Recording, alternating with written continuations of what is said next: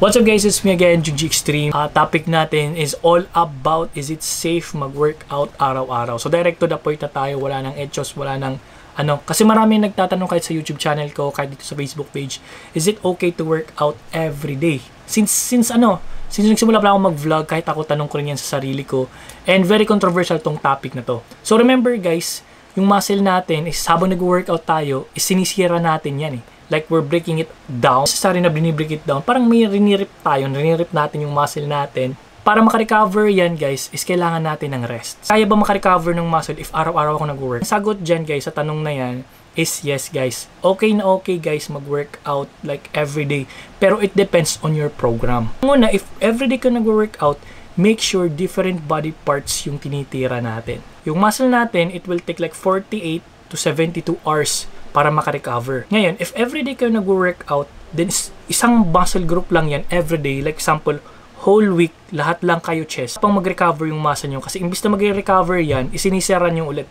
So, imbis na lalaki kayo, you will feel flat and magdi-decrease yung muscle mass nyo. Much better guys, if everyday kayo mag-gym, like 6 times per week, separate body part yung gagawin nyo. So, meron tayong tinatawag na bro split workout. Different body part everyday. Yung araw is nag-chest kayo. Kinabukasan, shoulder. Kinabukasan, back. Kinabukasan, legs. Marami nagsasabi na mapangit mag-workout like everyday. Pero sabihin nyo, ginagawa ko is bro split workout. Yan yung gawin nyo. If kaya nyo 6 times per week, gawin nyo yung bro split workout. Kasi ganito guys ha, if gawin nyo is whole body every day, 7 times a week, nakusunog yung katawan nyo. 'Di ba? So remember, 48 hours yung recovery ng muscle natin. Pero remember that, yung 48 hours, depende rin yan sa lifestyle natin. Maraming factors sa recovery ng muscle. Unang-una is yung proper sleeping. 6 to 8 hours is okay na okay na para makarecover. Sa mga palaging nagpupuyat dyan, if you really want to build that quality gain and gusto nyo makarecover yung muscle nyo kaagad, make sure na yung tulog natin is quality rin. Okay? And another factor guys para makarecover kaagad yung muscle natin is yung protein intake natin and then yung nutrition. So protein is like, sabi ko nga ng isang vlog ko, na it's very important, one of the most important factor para mag-build kayo ng muscle. Kasi kung wala kayong protein and then puyat pa kayo, what do you expect? Bro split yung ginagawa nyo if palagi pa kayong puyat and then yung protein nyo is wala, hindi on point, mahirapan pa rin yan mag-recover yung muscle nyo. Dandanan kayo, coach, paano masasabi na hindi magandang recovery ng muscle ko? Diba, kinabukasan, like nag-workout kayo, halimbawa ngayon, nag-workout kayo ng chest. Kinabukasan, parang wala kang naramdaman. Parang wala lang. Parang gutom pa kayo, then parang mahina ng katawan nyo. Factor rin yan na parang may nagkukulang kayong factor dyan. So, check nyo yung tulog nyo if okay ba. Check nyo rin yung kinakain nyo if okay ba. And then meron rin isa tayong program na tinatawag nating push-pull legs. Lahat ng push workouts, halimbawa Monday, lahat ng push, chest, shoulder, triceps, lahat ng push. Then another one is yung pull. Yung tayong bicep, back, then traps. Separate lang yung legs, like full legs workout. So, marami nagsasabi na mas maganda daw yung PPL kaysa sa bro split. Kasi like may hit nyo yung body part twice per week.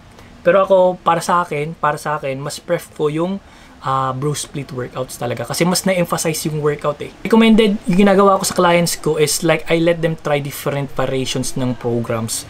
Pwede bro split, pwede PPL, para ma-surprise rin yung muscle. Kung gusto nyo mag-workout like everyday, it's just fine. Basta make sure lang natin, yung two main factors, yung tulog, then yung kain nyo is saktong-sakto. So, halimbawa ngayon nag-chest kayo, kinabukasan dapat, like, gagawin nyo is like different body part na shoulder. Yung gagawin nyo. Kasi, habang nag-shoulder kayo, yung chest nyo is like nagre-rest na siya. So, kasi usually yung shoulder is more on isolation workouts.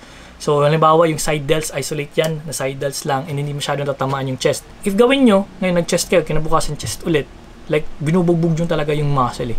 Binubugbog. So, parang kayo rin, if halimbawa palagi kayo, di ba, palagi kayo nasasaktan, parang nagiging manida lang kayo, parang wala na. Mga nagtatanong if okay ba mag-gym everyday, yes guys, it's safe, it's good.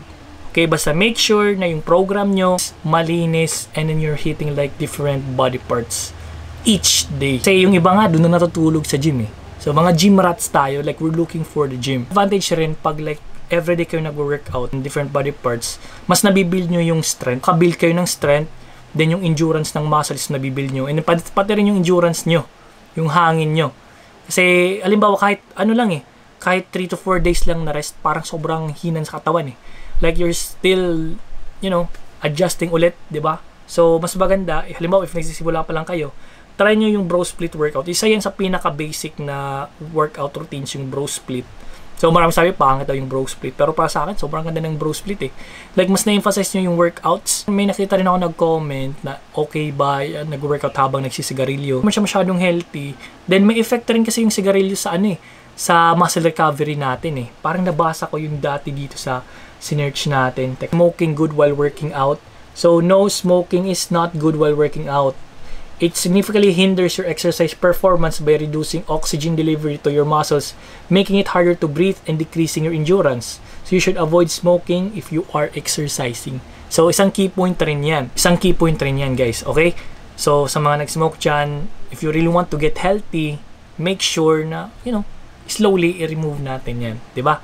So yun guys, mas maganda yun. Mas maganda yung mga nagtatanong. So if marami pa kayong mga katanungan, you can comment down below para masagot natin and magawa natin ng content yan. Okay? So always remember not just to work hard, work smart. Okay? Smart. It's not always yung mga hard workers yung palaging nagsasucess. It's always work hard and then work smart. Together yan with discipline and consistency. So just keep moving forward, guys. Push nyo lang kung anong ginagawa nyo and make sure nasa right track kayo. So, yun guys, thank you so much for watching. Again, this is John G Extreme. Don't forget to click that subscribe button, notification bell, updated kayo sa bagong videos. And yun guys, peace!